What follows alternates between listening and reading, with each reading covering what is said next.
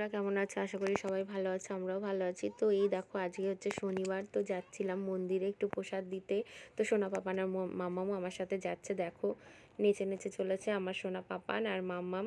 ওরা তো খুব খুশি, মন্দিরে যাওয়ার কথা শুনলে আনন্দে মানে খুবই উৎসাহিত হয় যাওয়ার জন্য। তো এই দেখো কথা বলতে বলতে চলে এসেছি, কারণ বাড়ির একদম কাছেই হচ্ছে মন্দির। আর ওই দেখো দূরে রয়েছে আমাদের রাধাকৃষ্ণের মন্দির। তো এখানে চট করে প্রসাদ দিয়ে আমি যাব ভিতরে একটু, কারণ ওই দেখো দুজন চলে গেছে আগেই, ওদের আমি আগেই মানে ওই দিকটাতে পাঠিয়ে দিয়েছি।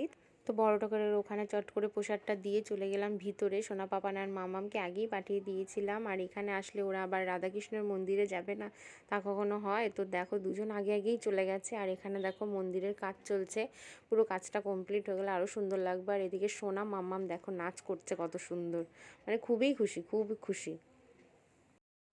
তো এরপরে দেখো বাড়িতে কিছুতেই যেতে চাইছে না। আর এদিকে মন্দিরের লুকটা দেখো ভালোই লাগছে, আর এইগুলোতে সব লাইট হবে, লাইট হলে আরও সুন্দর লাগবে। তো ওদের অনেক করে রাজি করিয়ে বলছি বাড়িতে চলো, কারণ দুপুরের এখনও ওদের খাওয়া হয়নি, গিয়ে খাওয়াবো। পাপা ওদিকে বাড়িতে চলে এসেছে। তো চলো সবাই ভালো থেকো, সুস্থ থেকো, টাটা।